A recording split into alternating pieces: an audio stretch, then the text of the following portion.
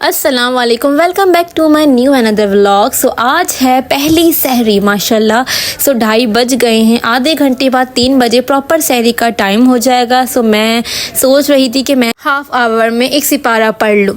सो आज थी पहली सहरी और पहली सहरी के लिए हमारे घर में बन रहा था कीमा भुना हुआ। सो ये कीमा बना रही थी मेरी भाभी, क्योंकि उनकी टर्न थी। माशाल्लाह हम बहुत बड़ी फैमिली हैं तो सबकी टर्न्स चलती हैं। सो मैंने हाफ आवर के लिए कुरान खोला और मैंने कुरान अपना स्टार्ट किया और अल्हम्दुलिल्लाह मैंने आराम से अपना एक सिफारा फिनिश कर लिया।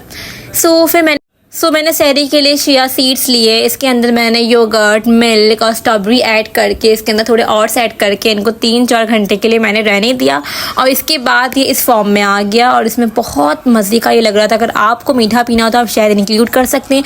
एक तरफ बन रही थी सहरी के लिए चाय तो दूसरी तरफ बन रहे थे अंडे। माशाल्लाह फैमिली इतनी बड़ी है कि सब कुछ ना कुछ कर रहे, तो इसके साथ हमने अल्हम्दुलिल्लाह मिल के सहरी अपनी कंप्लीट कर ली। सो फजर के अज़ान का वेट हो रहा था और अल्हम्दुलिल्लाह फजर की अज़ान हुई और आज की हमारी पहली सहरी बंद हो गई। अभी तो आगे बहुत व्लॉग बाकी है, अभी तो इफ्तारी भी करनी है, क्योंकि आज की हमारी व्लॉग सहरी टू इफ्तारी है और इंशाल्लाह हम डे 30 तक आपके साथ रहेंगे इसी तरीके से व्लॉग में। सो फाइनली मेरा बड़ा बेटा सो गया था क्योंकि इसकी स्कूल थी। हम लोगों की तो खैर यही रूटीन हो गई थी कि स्कूल तक हमको जागना था, क्योंकि स्कूल तक ना जागते तो फिर स्कूल भी निकल जाती। तो ये तो सो गए थे अपने टाइम पर अपनी रूटीन के हिसाब से। और मेरे ये छोटे वाले तो अल्लाह माफ़ करे, इन्हें तो नींद ही नहीं आती। बस इनको लिया और मैं भी नमाज़ पढ़ के सो गई। जब आँख खुली तो दोपहर के 2 बज रहे थे, ज़ोहर की अज़ान हो गई थी। तो फिर मैंने जल्दी से ज़ोहर की नमाज़ पढ़ी, तस्बीह वगैरह पढ़ी और फिर मैंने अपने बच्चों को कुछ 4 बजे के करीब मैंने इनको खाना खिलाया।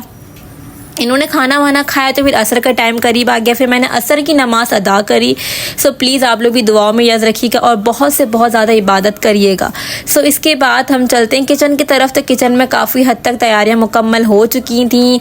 पकोड़े का भी पेस्ट बना हुआ था और समोसे वगैरह, शरबत, हर चीज़ स्लिप पर रेडी थी।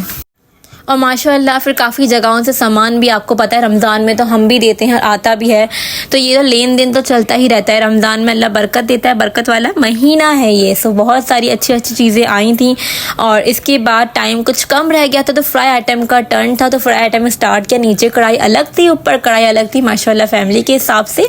सो ऊपर पकौड़े फ्राई हो रहे थे और नीचे हम फ्राई करने जा रहे थे समोसे और पेटीज, रोल वगैरह सब कुछ।